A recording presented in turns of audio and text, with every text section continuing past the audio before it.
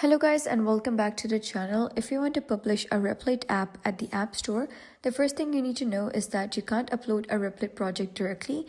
You need to convert it into a real iOS app first.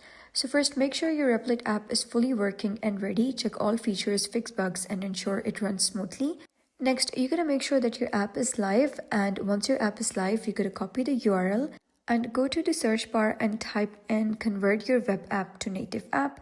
And then you can choose any of the tool you want. For example, I'm going to use median.co. Here, you're going to paste your URL and click on build your app. Then you're going to give your app a name and select your organization.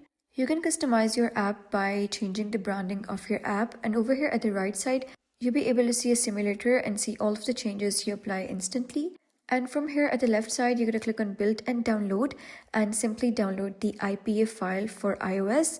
But before that, you're going to configure sign in and make sure that you have certificate and provisioning profile active.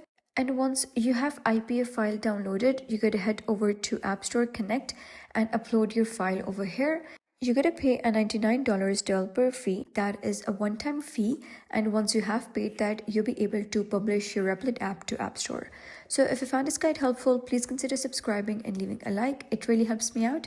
And I'll see you next time.